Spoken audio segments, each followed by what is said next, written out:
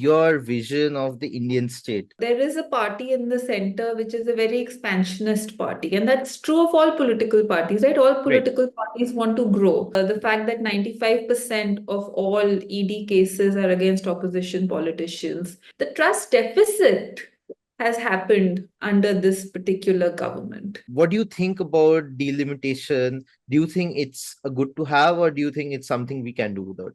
So you can't argue against one man, one vote principle. That there needs to be a sense of belonging to one country, and that needs to be propagated equally by the center and the states and all political parties in question. All those other structures of political power have been weakened because you've completely centralized power in the center. Oftentimes, I personally feel dynastic politics gets a bad rap only when a party does not do well electorally. What are you going to say? That you're going to say that this person's child cannot enter politics? Yeah, exactly. Yeah. What would be the safeguard?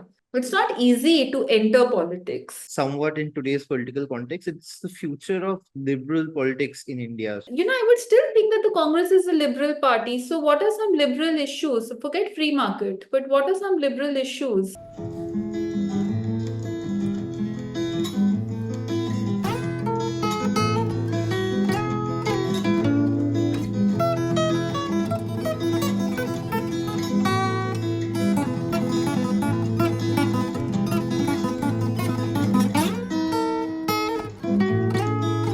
I'd like to welcome all our guests to the latest episode of the Coffee House Experience.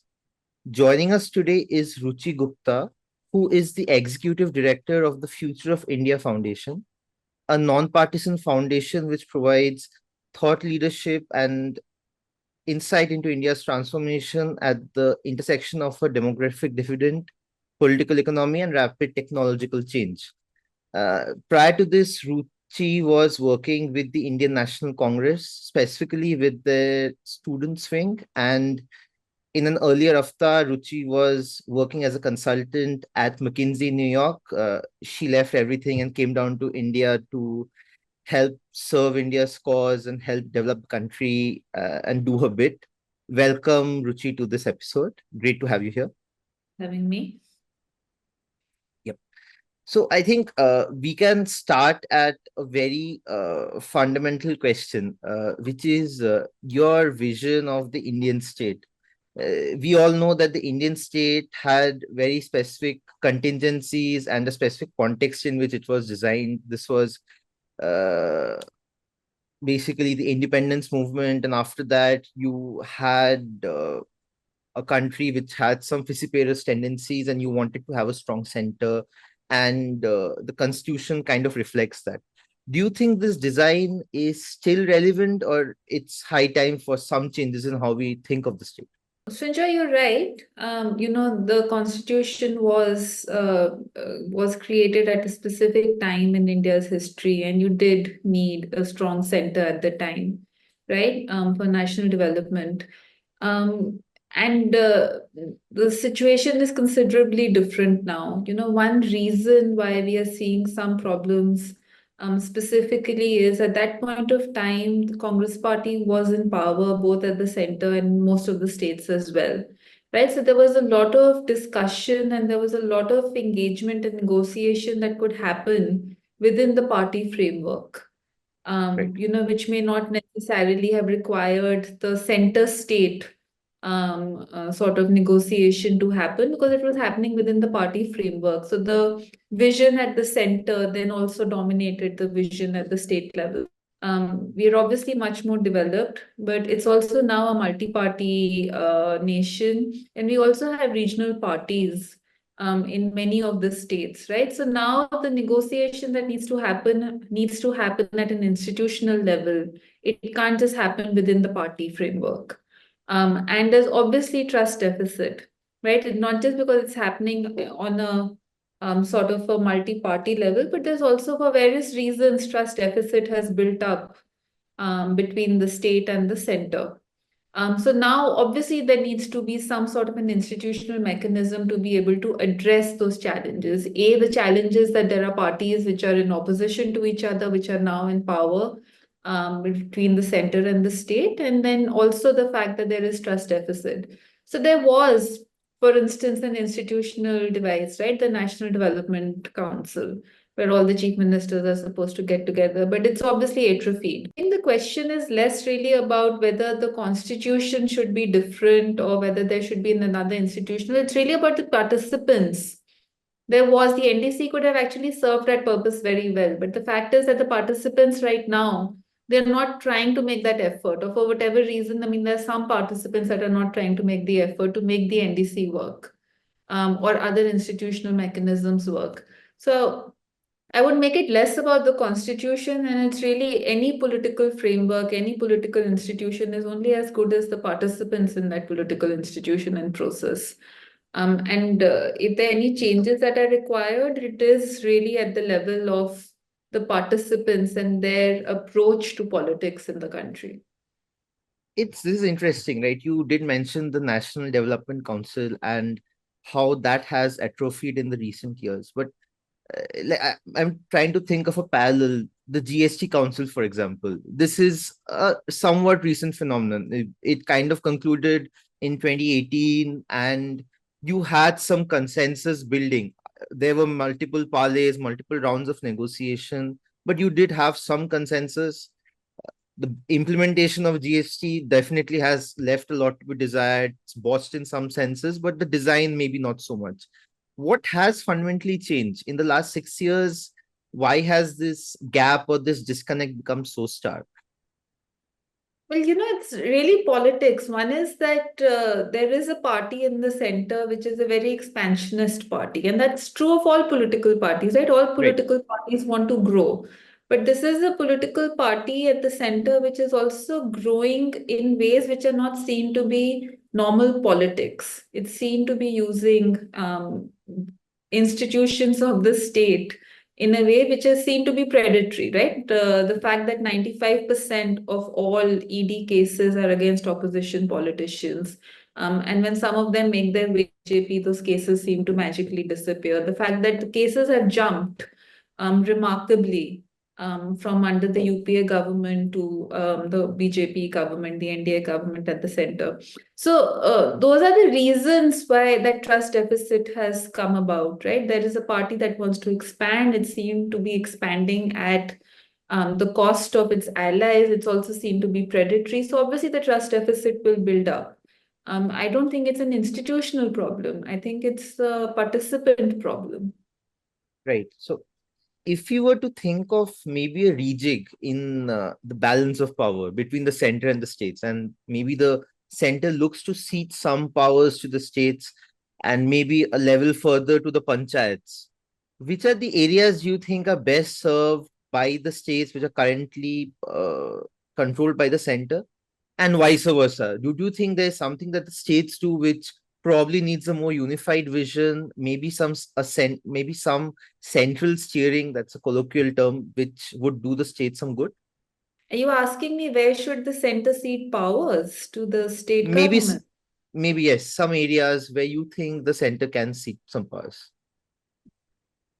I don't know if it's one is the devolution, right? There was the 73rd and the 74th. So there are various ways that governments can cede power so that they make local governance more responsive. There is a concurrent list. I don't think the problem is that currently the things which are sitting with the center, which should certainly be, with the states. I mean, as long as there was cooperative federalism, I don't Right. think the issue is necessarily that this should have been with the state, but this is at the center, or this is at the center, this should be. I don't think that's the issue. The issue is there enough cooperation, between the states and the center? And if there isn't that institutional problem, because I don't think it's an institutional problem, there are various points of negotiation that can happen multiple times, and that used to happen with some ifs and buts, but it used to happen. And it can still happen right now. All the chief ministers could speak with the center. There used to be a planning commission, there used to be a planning budget, etc. Right. And to be fair, I don't think the tendency to centralize only has come under the BJP. The tendency to centralize has been there, right? The planning Forever, commission. yes. The planning commission itself was a very central mechanism. So one can't really say that the centralization has happened. The trust deficit has happened under this particular government. And there, I don't think that the issue is really about ceding power to the states or vice versa. I think it's really a issue of political culture that needs to happen. Taking another auxiliary point, which has been under contention in the recent past, this is the delimitation exercise. You have this huge straw man of delimitation where you want each vote to count uh, for the same amount and each vote to have equal weightage in some form or shape. And vote. And then you are basically scared that this will alter the composition of the Lok Sabha in such a way that certain demography will effectively determine who forms the government at the center. And you're absolutely fine if certain sections don't vote for you. And there are these perverse incentives that come into play. What do you think about delimitation? Do you think it's a good to have, or do you think it's something we can do without? Delimitation is one of those issues. I don't know. There's really no one can argue in a democracy. You can't argue against one man, one vote principle, Right, right? So it's very difficult to argue against the sides in some ways and the rebalancing that would happen there. I mentioned trust deficit a few times, and I'm going to have to refer to it again because the idea that the delimitation exercise is going to transfer political power from the south to north. That seems to be at the center of the controversy here. right, Um, should have initially been seen as a neutral administrative exercise, is now being seen as a very partisan exercise. It's also not just that power is going to move from the south to the north. It's also being seen that power is moving from states that seem to prefer a certain political party, right? right, And that is really at the sort of center of this trust deficit that has come about. I think that it was only postponed, right? No one can argue, sitting in a democracy, no one can argue that there shouldn't be one person, one vote.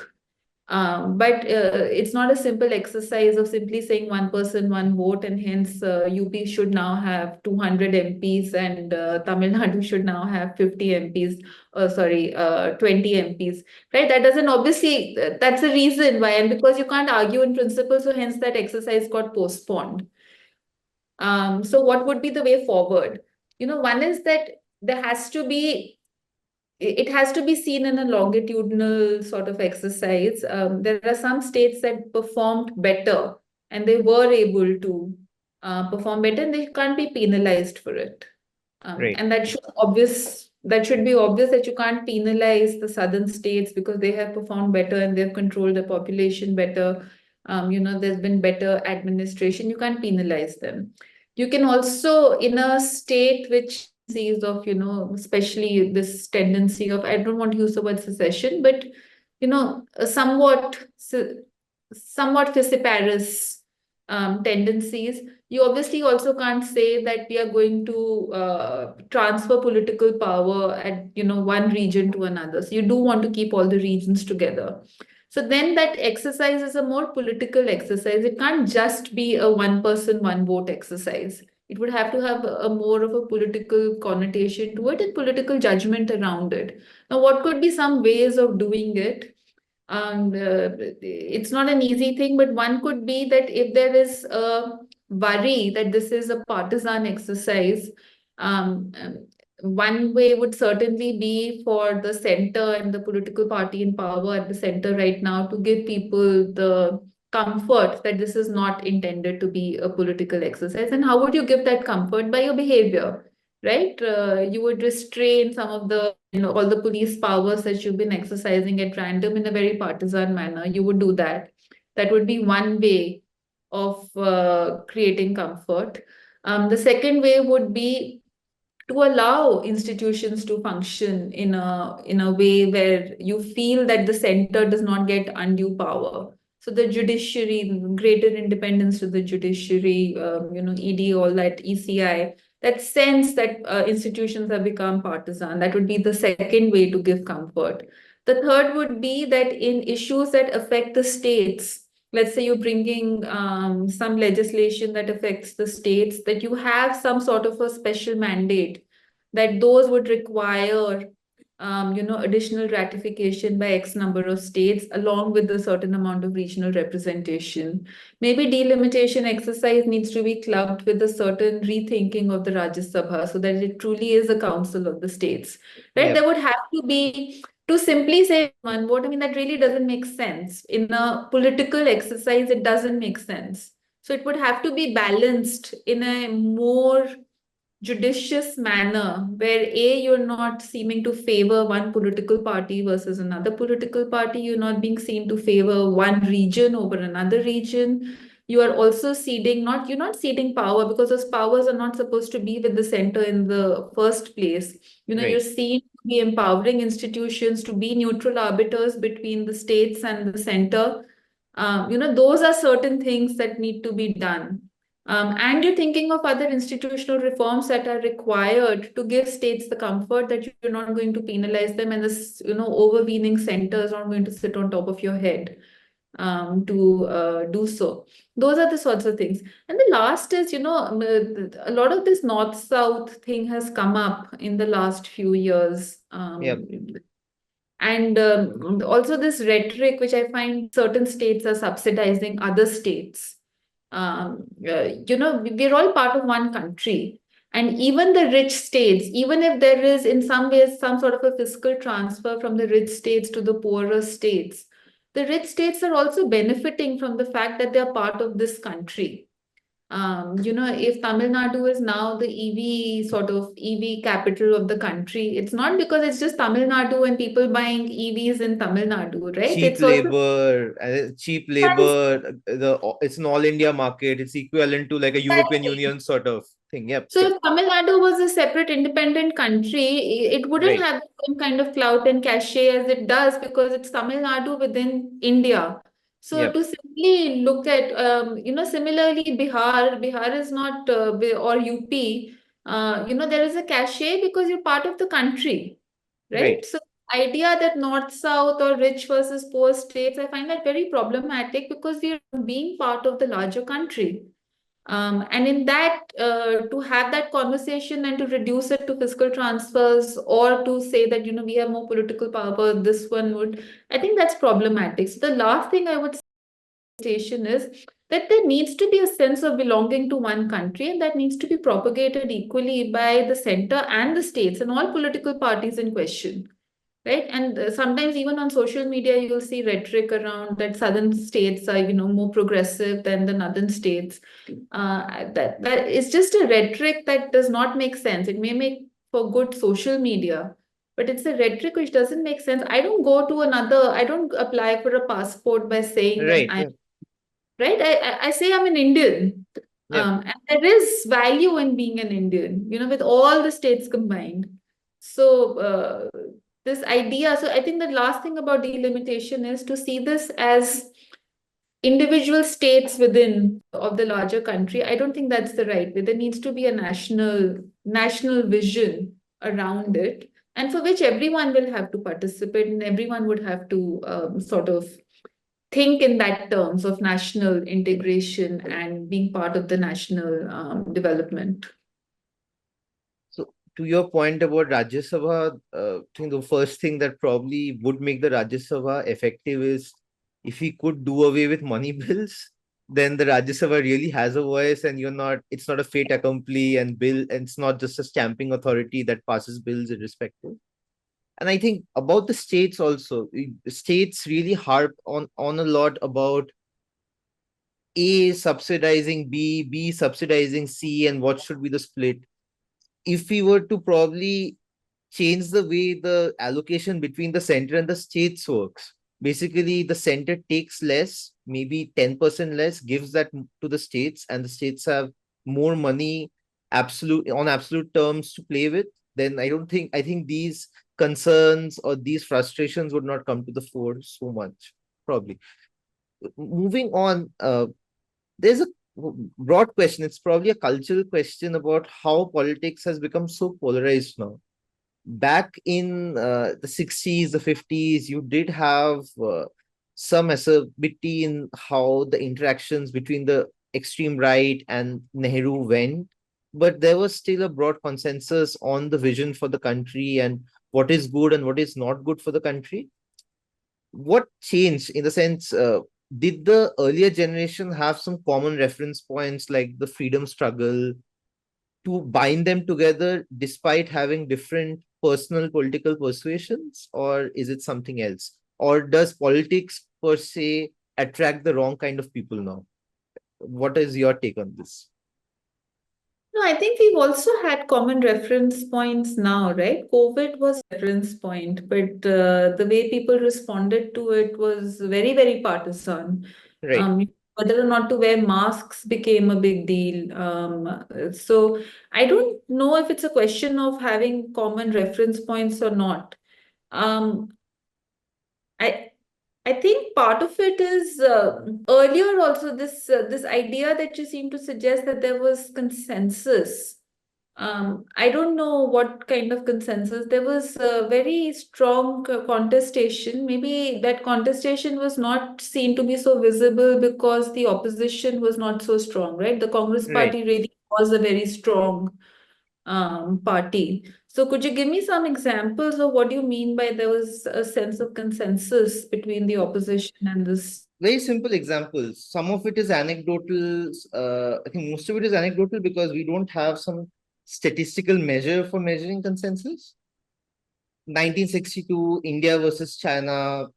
You had Vajpayee supporting Nehru on the floor of the parliament, although they might have disagreed in the ways and means of doing what they did, but there was a broad bipartisan consensus for the national good. Now it's almost become like party A has something in their manifesto, they don't win power, party B does it, and then party A has to oppose party B just for the sake of opposing party B. It's more of a personality cult rather than actually determining the bona fides of any party or any policy. So that's precisely where I was coming from. Yeah. So, in a war, no political party, whether opposition, there is this rally around the flag idea, right? So, no one, if you're at war with another country, everyone closes ranks, right? Even if you may Yep. grumble in private, but everyone closes ranks. Since we've seen this, it happened in Ukraine. That's why people launch wars. So, I don't know if that's necessarily an example of consensus. But was politics more discursive, more deliberative? Yes, right. And I think it's also I don't want to blame social media for everything, but social media does create certain kinds of incentives. Right. Um, right. So, for instance, if let's say you are agreeing to something that the government is sort of trying to push forward, and you're agreeing, it doesn't make for the same kind of coverage that it would make online. You know, when you have like these 24-hour news cycles. When you're disagreeing and you're sort of coming down on the government, and likewise, right, vice versa if if there was bonhomie between all political actors, it just wouldn't be as possible to organize politics the way it is organized right now. And I Right. think and you're also seeing that a lot of social media stars have suddenly become very politically influential, and they've entered into politics also, right? What gives them have they Right. worked their way through the ranks of the political party? No, they've really been, social media stars, and they've entered into politics and they've come into leadership positions. You've been spokespersons and you've come into positions of leadership.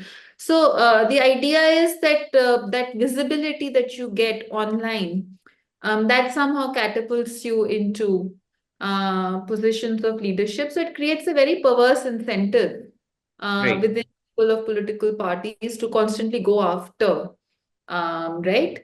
The second is that earlier there used to be, and some I forget which MP was it that said to me that the fact that Lok Sabha TV and Rajya Sabha TV are of course excellent things. It is good for people to be able to see how their MPs are behaving in Parliament, but it creates this incentive to grandstand.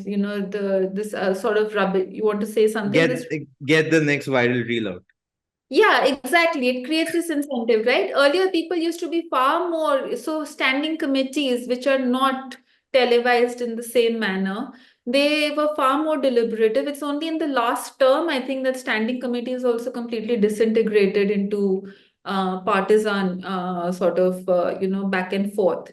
But that incentive that people are constantly watching you and people are watching you not with so much attention. They're only watching you in happenstance. So, maybe you were pro GST earlier and now you're not pro GST. Maybe you were pro something earlier. The BJP, right? The Prime Minister, there were so many things that he was against earlier, when he Yeah, came in. absolutely. Right? Pre 2014, absolutely. Yep. Exactly. So, because the electorate is also not so informed, they're only watching you, and there is this sort of transience to certain issues, right? So, what you're saying right now, that is the only thing that counts. It's not, your consistency or whether it's your position has evolved. I think those create very bad incentives for people to be a certain way. And we're seeing this around the world, right? There is polarization around the world. The second thing I feel this polarization that has come in is that politics has become very off the moment, and I don't want to call it democratization because democratization assumes it's not just participation that makes something democratic. There has to be some amount of informed participation that makes something democratic, right? It can't simply be that everyone is just sort of so. Uh, it's not about just having your say; it's also about having informed say. And I feel like this idea that all political party systems are not now going to be open up in a way which are not democratic, but they're simply anarchic in some ways, I feel has created a perverse incentive for polarization. You're seeing so many, all of these things that have come up, right? The MAGA in United States, the Tea Party in the United States, they all came up through the social media in some ways, right? They were not organic where people got together, there was discussion, there was back and forth. It was not a grassroots movement in that sense. It just all erupted over social media. And I feel like social media creates those perverse incentives for polarization in politics by not just, forcing serious people to behave a certain way, but also powering the rise of completely non-serious people into positions of power into politics. And I think the viral movement that gets circulated on social media is such a big driver, right? Like we are recording today, today is the 14th of July. Yesterday, we know what happened with Donald Trump in his rally in Pennsylvania, and his first reaction is to raise his hand and have that viral moment that's captured and will be probably circulated ad nauseum till the elections happen in the United States, right? Yeah, he's people dismiss him that he is a buffoon and all of those things, but I really Absolutely. Yeah. think he's a political genius in some ways. Yes. He really did catch that underlying discontent, and he really is, and he knows how to articulate certain things a certain way. Right. Um, but you're right that it's not just that viral moment, but that Republicans are now that defiance that he expressed. It really is quite amazing. But I must say, it's really quite shocking that there was an assassination attempt after some 50 years right? Last Yeah. was 1960s and 70s. It is quite shocking. So, uh, Yeah. yeah. One of the points you did mention earlier was making the parliament more deliberative. This is something which is very interesting. We had Ronojoy Shane on the show before, who has written a wonderful book on how the parliament works, and the fact that, as you mentioned, that the focus is always on the floor of the house, what does not get as much attention is how the standing committees work, and actually most of the work gets done there, and most of the serious legislative work actually gets done there. How do we make this more deliberative, and how do we ensure that after an election different members of a party are actually individuals who can think differently and probably break from the party line? Like anti-defection law, for example, you issue a whip and you actually can run parliament off an Excel spreadsheet. Maybe not now, given the composition of the Lok Sabha now, it's not as straightforward, but till 3 months back, you could literally run it off a spreadsheet, right? You just know that this is a critical issue. These people have to vote for me. I'm done. I don't need to bother about what happens on the floor of the house. And uh, I personally think that the farm laws completely blew out of proportion because of the manner in which they were passed.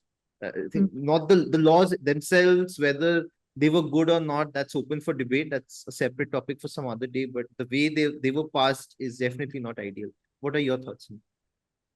I've been writing about the anti-defection bill now for some time.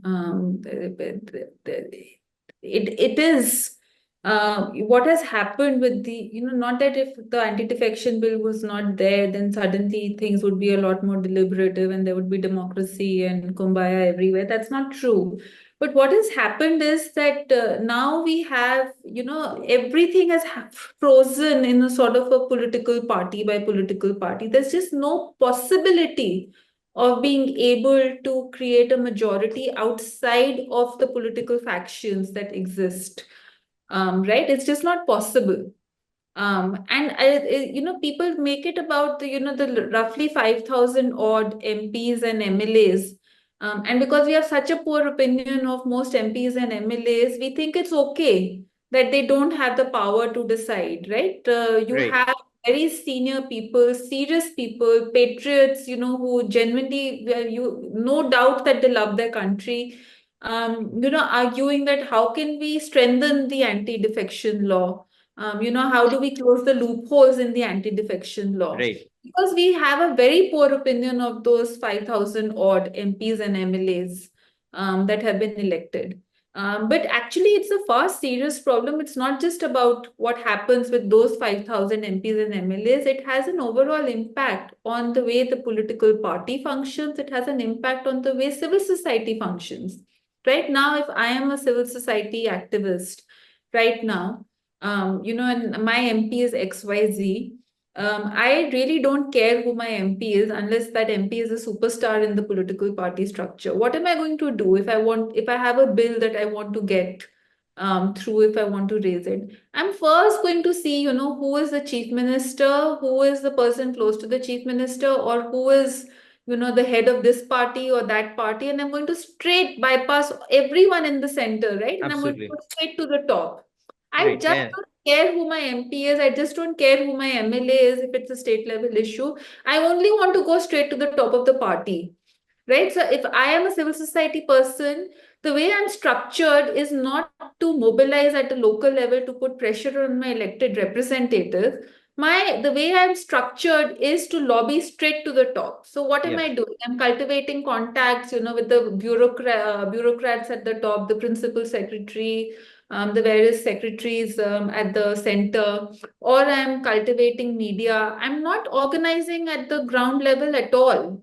right, Right. So if I'm not organizing at the ground level, the kind of civil society structures that come up are very, very different from the kind of civil society structures that would come up if we were organizing on the ground.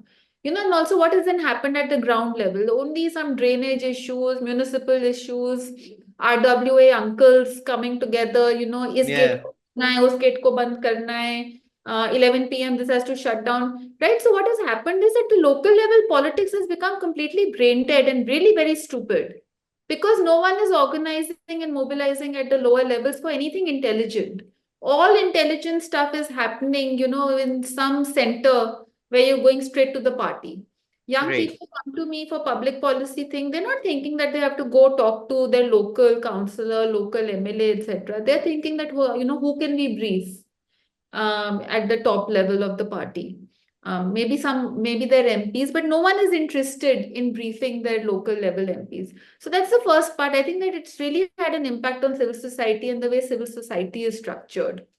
The second thing that has happened is at a political party level, see, we are seeing so many issues. This issue with Shiv Sena, this issue with NCP, various issues that are coming up, right, in various political parties. One part is, of course, that the fact that you're defecting to a party which is completely opposed to you ideologically, there is serious problems with that, no question about that. But the second question is that all of these defections are also happening in part because there were certain grievances that were not addressed. Right. And right, and those grievances could be glossed over, they could be bypassed because the leader of the party has this complete control. If for every this thing you had to mobilize your MPs and your MLAs, you had to negotiate with them, then your MPs and MLAs would have some ability to extract something. Maybe it would be rent seeking because some of them are the low opinion that we hold of them is justified. So it would be possible that the things that they are bartering for would be ridiculous things that we would not be concerned about, which would not be in the public interest.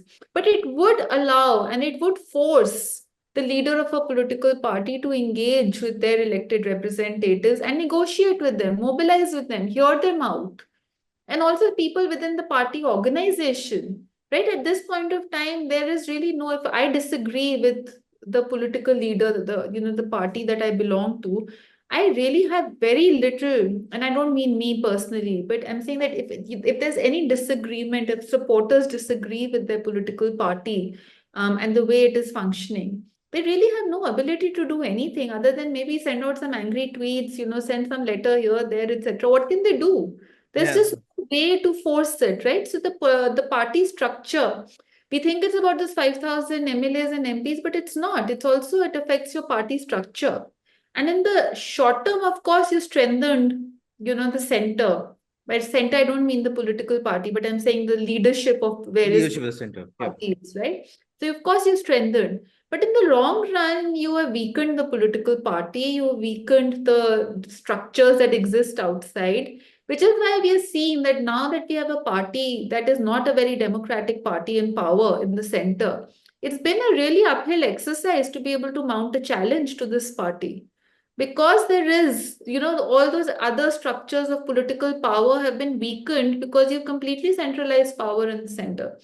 So one of the things that we've been doing at the Future of India Foundation is to really understand that how should internal democracy and political parties function, and what is it that needs to be done. I'm not just saying that just get rid of the anti-defection bill. Everything happens within a certain context, but Right. certainly there needs to be a rethink of how we are functioning and how we are operating our political parties, and are our political parties operating in a manner where they're truly performing the role that they're supposed to perform, which is to be able to represent the aspirations of the people.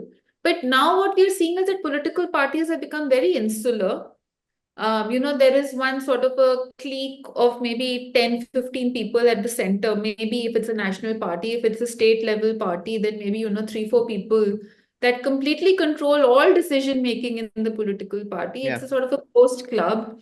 Very few people have the ability to say anything. If you say anything, if you open your mouth, then you seem to be the troublemaker, right? The Yeah. one person. It's what's happening. And I don't want to make this about India, huh? This is happening now. We are seeing No, Biden, 81-year-old Biden is the he president. sticks his neck out. He's not coherent, but still he'll insist on being the representative Yeah, of the and Democrat people are Party. worried, right? So the question is that how do we get rid of Biden? And people are sort of how do we get rid of Biden? So this is happening everywhere. Macron, in France, the big criticism around him was that he did not allow his party to develop, Yeah. and he made it too personal. The criticism around Zelensky is that he's centralized power so much, right? That this palace intrigue. So it's not just about India, but in India, it's particularly acute.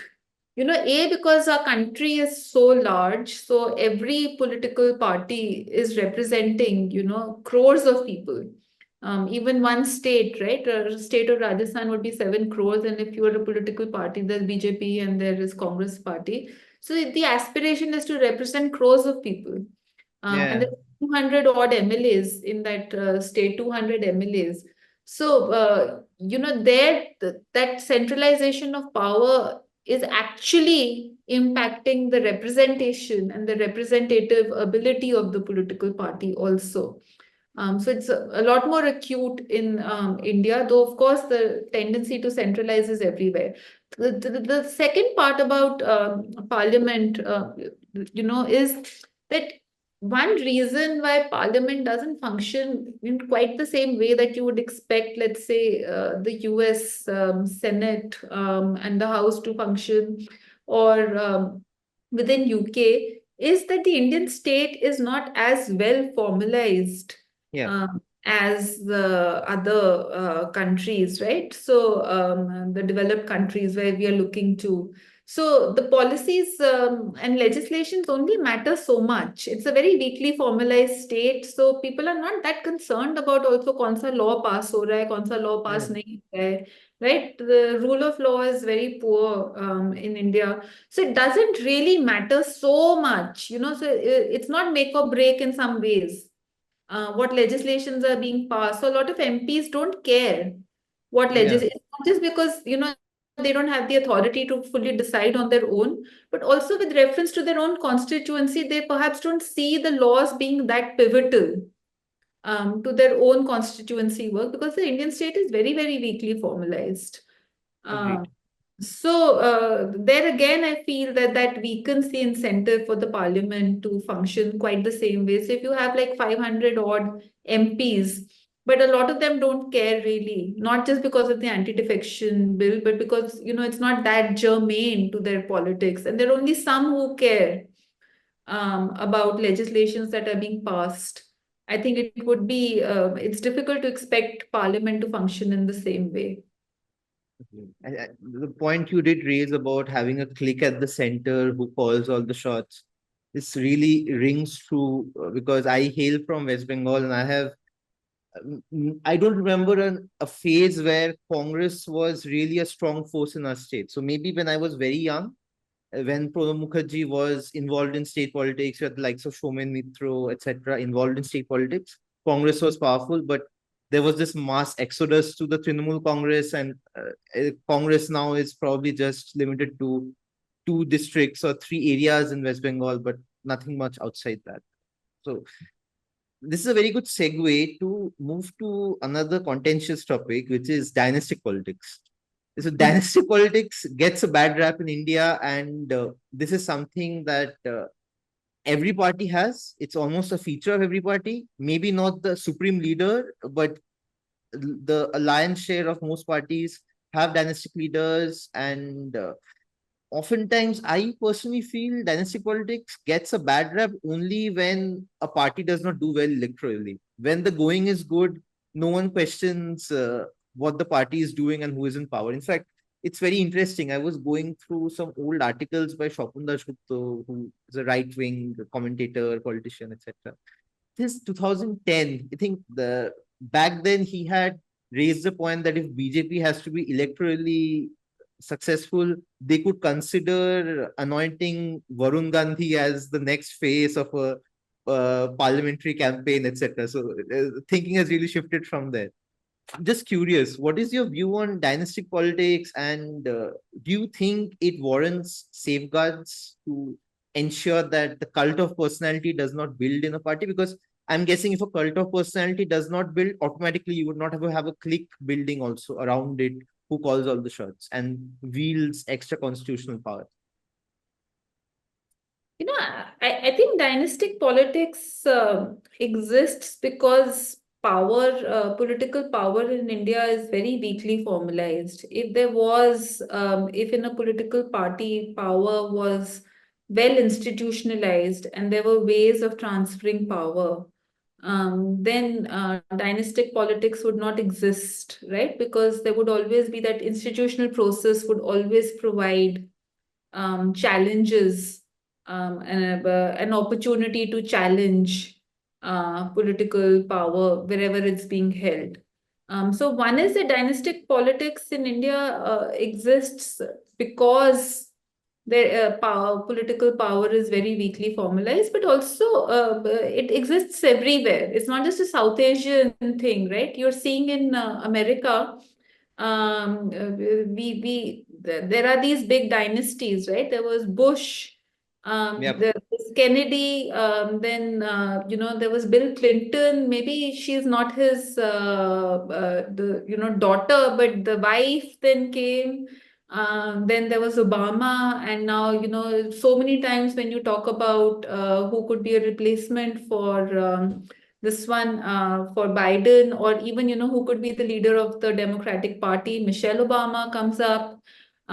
So one is, I think that this idea of dynasty um, comes because access to political power has been very tightly controlled. So people who come into those positions of power, then they, sort of they become natural claimants, and Yep. their family members and those who are close to them become natural claimants to that political power. Right. Uh, and in India, it's even more so because political access is so tightly controlled. The flip side of not having a dynastic successor, right? One thing that dynasty does is it makes the succession line very clear, Smooth. Very clear. Yeah. which makes it somewhat easier. See, what are we seeing now? BJD, because there was no one to take over, he's Absolutely. sort of, and there's such poor intra-party democracy that he's Capsized casting completely. about and then looking for a bureaucrat.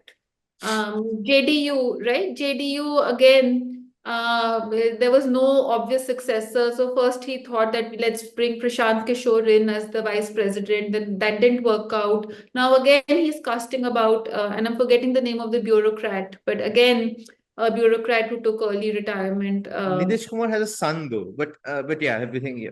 He's not He's active in not politics. politically, yeah, but so again, this person is come in as his chosen successor, who's a bureaucrat. No, Yes. there may be, but the fact that they're not politically active, but everywhere where there has been a person who's politically active, a child who's been politically active, the succession line has been very clear, Yes. and it's also created heartburn. Right. So what we saw in Shiv Sena, there was heartburn because the son became next in line. So there was heartburn in Assam. There was heartburn. But in some ways, if that intra-party democracy does not exist, and if there is lack of clarity on how succession will happen because intra-party democracy does not exist and there are no institutional mechanisms for that leadership change, then dynasty provides a certain amount of smooth transition, which one cannot overlook in some ways. Your original question was, does dynasty get a bad rap only in times of electoral I loss? think that's one part of it. Another question was, is it necessary to even have a safeguard against the cult of personality, or do you think it's fine to have it? Yep. No, I don't. I don't know this cult of personality, where there is no obvious, where you don't think of the United States and you don't necessarily think of dynasty, but the cult of personality is simply a matter of how much political power one individual is able to consolidate in himself Right. or herself. Right? The BJP was seen to be a more sort of democratic party, but now the cult of personality is the highest in the BJP. Yes. Absolutely. Right. So I don't think that the cult of personality has anything to do with dynasty or not dynasty. It's a question of how much political power the individual has been able to consolidate in his or herself.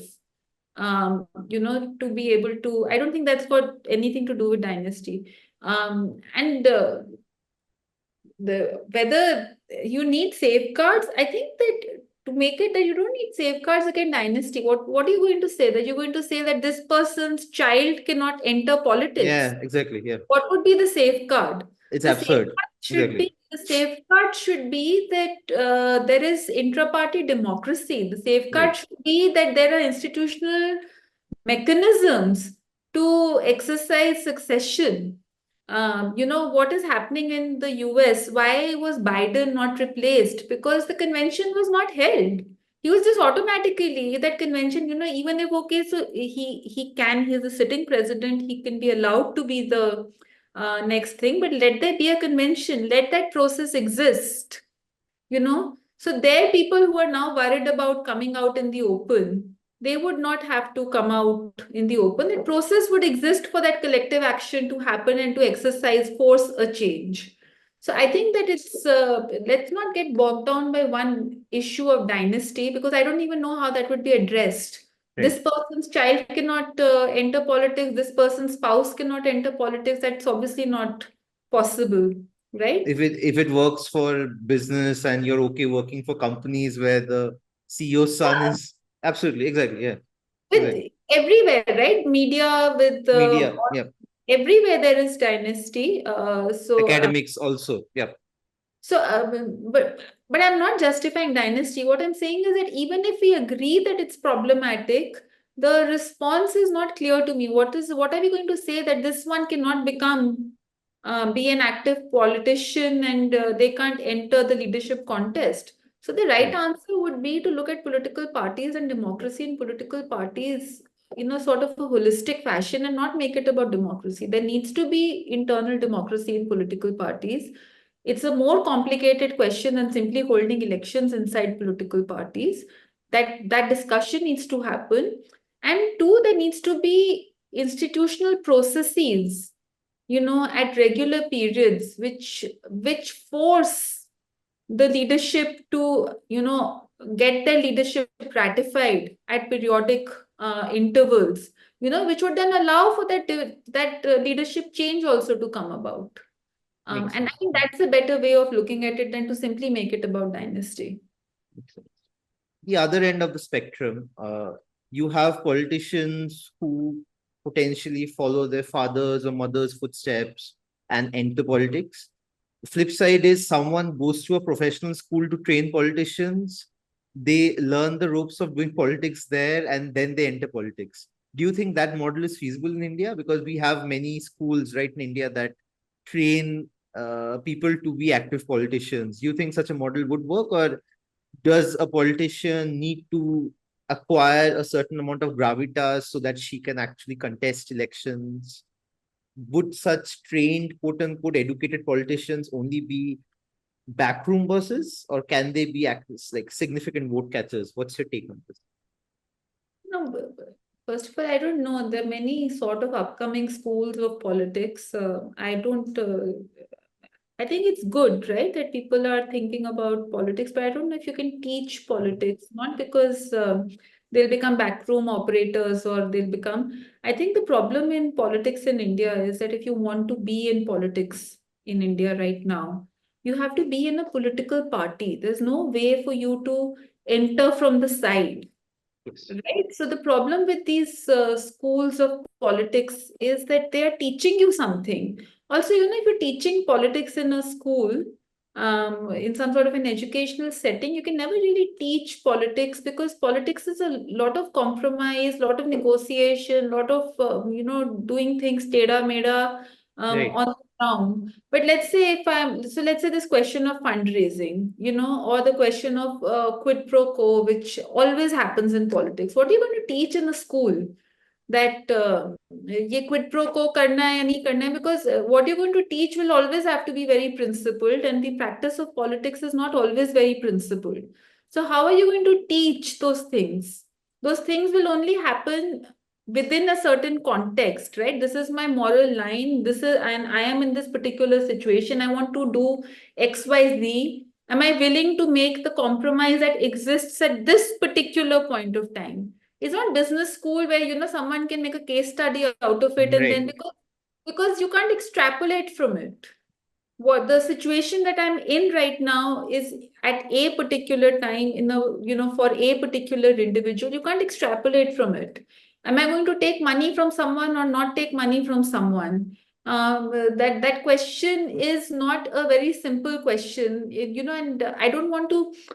So let's say I'm the president of a party, right, at a state level, and I have 200 seats that I have to contest. I know that there are some, let's say, 10 seats which I'm always losing, which I've historically I've always lost. and I have to raise money and I have to raise funds to run my election campaign. On And those let's say, seats. yeah, no, for all 200 Overall, seats. okay, overall. And let's say there is some person who's willing to give me money for the election pool, and I say, okay, you can take this seat, right? So in some ways, if you were to reduce it, I'm selling that seat. But I'm not selling that seat. I'm selling it because there's a larger question of trying to make, to raise funds for that entire this thing. Now, this is a question that needs to be addressed in that particular time. I don't think there's an easy answer to a question like this. When I was NSUI in charge, there used to be Delhi University elections. They're very hotly contested elections. This is the Yes. only election where senior leadership of the party gets involved. And there would always be some amount of violence in the election. Right, there's some colleges where, let's say, ABVP would not allow NSUI activists to enter, even to campaign. So let's say there is one lathi wielding person who's standing on the gate, who's not letting you enter, like some 5, 6 lathi wielding people. What would you say, that you should just turn back and not campaign over there, or would you say that at that point of time would you allow a certain amount of violence, or would you would turn a blind eye to it, or what is it that you would do? Right? Right. These are not questions that can be answered in a school. They have to be answered in that particular setting. So that's the first thing that I'm a little bit skeptical about. What is it that you can teach in the school? Because I think that there is politics is very contextual, and it's happening at a particular time in a particular place with some particular actors, and the questions are local to that particular situation. The second thing is that it's not easy to enter politics. You can't just because I think that I'm very talented and I have done XYZ and I'm a good spokesperson, I can do I can't just suddenly enter politics. Yeah. Because political parties are not that easy to enter and then make your way through. You could so simply being from a school doesn't help you unless you're part of a political party. You put in the time and you've made that effort to, chart out a trajectory. So I think that if there's anything to be taught in politics, I think it needs to be taught by a political party. And then, if the young people who genuinely want to be in politics, NSUI, ABVP, the left student wings, they're a little bit thuggish.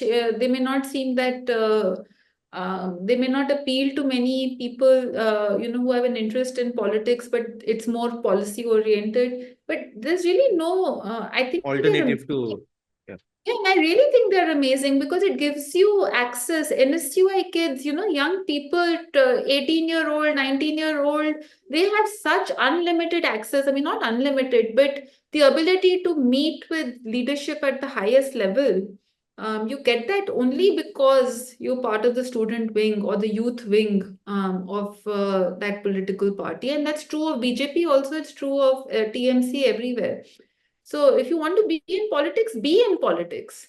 Don't be like on Twitter and don't be on somewhere else. Be in politics and learn politics that way. Learn your moral lines, learn the questions. छोटा मोटा you can learn, right? कि ये MP led fund कैसे होता है and how is the bureaucracy run, this, that, etc. And that doesn't require going to a school, in my opinion. Coming to the final topic of the day, it's something that's very close to my heart and something that seems to be receding somewhat in today's political context. It's the future of liberal politics in India. So, if you were identifying as a liberal growing up and you wanted to decide which political party to vote for, the Congress seemed like a very clean alternative because it's always center left. That's been its dispensation for at least the last 30, 40 odd years. And the original movers and shakers of the Congress movement, the likes of Gopal Krishna Gokhale, Rana Day, Agarkar, they were all beacons, classical liberals in that sense. In the recent past, we have seen most political parties harp on polarizing issues. Some might be using religion as that axis on which they want to polarize the electorate. Some might be using caste. Some might be using economic status, and so on. There are multiple axes around which you want to polarize the electorate. Do you think liberal politics has a place in today's day and age? Can you actually appeal to your like basically your voter base using liberal politics and using classical liberalism, free markets as a plank to contest elections? I don't know, free markets. So, first of all politics exists within a certain context, right? So, Yeah, if there is a political party that's mobilizing on identity, whatever kind of identity, and suddenly you are saying, I'm going to talk about free markets, I don't know how yeah. much it's going to fly. There is a You certain have to dynamic. basically you're basically saying that it has to be an alternative vision that you're offering to Not just the an electorate. alternative, of course, alternative vision, but there's also a certain dialectic, right? Right. If conversation is about X, suddenly you can't start talking about something completely irrelevant to that particular topic. So you do have to have a response to what is being talked about. And identity issues have come up not just in India, but globally. Identity has become important as a political tool for mobilization, and for good reasons. Right? It's not just about free market. The second issue is that you know the people you may have mentioned earlier. It's one thing when there is the British is in government and you are a party outside in opposition. Then for you to talk about certain things, and also your catchment area is not the entire population, but maybe a smaller set of people who are thinking a certain way. Certainly Uh, right. and then your rhetoric can be very different. But when you are no longer a party in opposition, or no longer a movement, an anti-colonial movement, but you're actually sitting in power, and there you have the onus of national development also on you. You have the onus of poverty reduction, all of those things on you. Then suddenly you're saying free market is not going to make sense. Makes Uh, sense. Basically, you can't exist in a vacuum. My question was more along the lines of, is it even possible to set the context around these issues? So what you are mentioning is these are the issues that are ruling the roost in today's day and age, and different parties have to respond to these issues using their reads of the issue or their alternative visions around it. So, can the terms of trade per se be changed? Is it feasible, or is it an uphill task? But I would still think that the Congress is a liberal party. So, what are some liberal issues? So forget free market, but what are some liberal issues? Secularism, rule of Right. law, individual rights. These are Liberal issues. liberal issues, right? Freedom of Yep. speech. These are all liberal issues. And some compromises here and there maybe there, especially if you're in power. But why would you say that the Congress party is not a liberal party? Would you not say, you don't have to nod along if you disagree, but do you not feel that the I party obviously I think I champions a range of liberal issues? it does. I would definitely say that among the buffet of options on our platter, they are by far the most liberal party. But there are obviously certain areas where it willingly or unwillingly has to adopt certain extreme woke or extreme left sort of ideologies. Maybe it believes in them, or it is purely to act as a counterpoise to the BJP. I don't know. Like, it depends on the context. And as you But mentioned, politics cannot be in a vacuum. Yep. talking about the caste census, what is the issue which makes you feel that it's not a liberal? Is it the caste? What is it that makes you say it's not a liberal party? See, there's some things which you say, there may be deeply held beliefs, but there are inevitable compromises when you're a party in power, or Right. when you're trying to reach out to. So, for instance, social state intervention. So I saw one chart where it says that 50% of the population makes less than 72,000 a year. Then another 40% makes less than 1,65,000 a year. Right? So if 90% of your population is living on less than 14,000 rupees a month, and 50% is living on less than 6,000 rupees a month, I just don't know how you can argue free market and still actually even have two MLAs. You will Actually, have. but my question here, just a very gentle pushback here. What I would think is, in such a context, the messaging could be different. The messaging could be more along the lines of, my lowest common denominator's income has to go up. You focus more on that vis-a-vis income inequality, because income inequality obviously is a problem, but that's probably a higher order problem. A lower order problem is the bottom of the pyramid, how much they are. I'm just curious, how would you think of it? So, but how would you? So, what would it be? So, the argument is that free market will always deliver better. This thing, that's your argument, right? So that if not I not not say it's that not you my have to be. argument. I'm just saying in general, like the kind of issues that are focused on in today's discourse, it might not always be the ones that make sense when you probably use a rational lens to analyze the issues at hand. That's all I'm saying. Yep. No, so I think, see, but there is a certain vision of liberalism that I think a lot of us espouse and we hold very dear. Right. Uh, but free market in my mind is not one of those. Then I guess I'm a left liberal, and the Congress Party is also a left liberal, right? So on Right. many social issues, there is a sense of liberalism on individual rights, freedom of speech, all of those. There is a very strong liberal core. But Right. on questions of how limited the government should be, whether there should be state intervention or not, whether you should be leveling the playing field, there the Congress Party, you're right, is not very liberal at all. But I think also the party has gone through so many splits and all. I don't Right. know. Simply go back all the way. You like literally Agreed. gone back all the way, right? Ship of Theseus, it's probably the same name, but it has changed over the years in many ways. Agreed. I think the better sort of comparison would be how has the Congress Party changed from the first time it came to power, Yeah. right? Because a party in power has to be a certain way, and that would be a more sort of better comparison than an anti-colonial movement.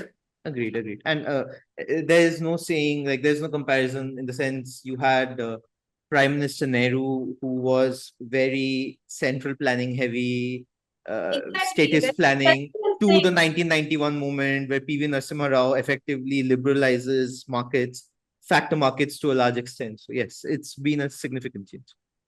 Plus, I don't think any political party in India can be free market oriented, right? With income inequality a certain way, and I just don't see Right, um, any So liberalism on social issues, yes, but liberalism as far as free markets etc. concerned, I don't even think that it's a compromise that is being made right. uh, in deference to political power. I think it's a belief that you need to be interventionist to be able to level the playing field. So it's not even a compromise that's getting made. It's actually a central belief, I think. Makes sense, makes sense. So, it's liberal, classical left liberal thinking. Completely makes sense. Thank you, Ruchi. Thank you so much for giving us so much time today. For our viewers, you could catch most of Ruchi's writing in, I think yours is a fortnightly column, roughly a fortnightly column in the Indian Express. Yeah, ad hoc. It's ad hoc. It's ad hoc, it's ad hoc, and you have your own Substack feed where you write regularly. I would definitely expect and would urge you to write a book, because you are someone who thinks so deeply about democracy and functioning of the government in an Indian context. And given that you're not an armchair intellectual, you have actually gone through the hard weeds of doing politics, seeing how politics happens in practice in India. You would be best placed to share your insights there. Thank you so much, and keep fighting the good fight. Thank you again. Thank you, Srinjoy. I enjoyed our conversation. Thank you. Thank you. Cheers. Bye.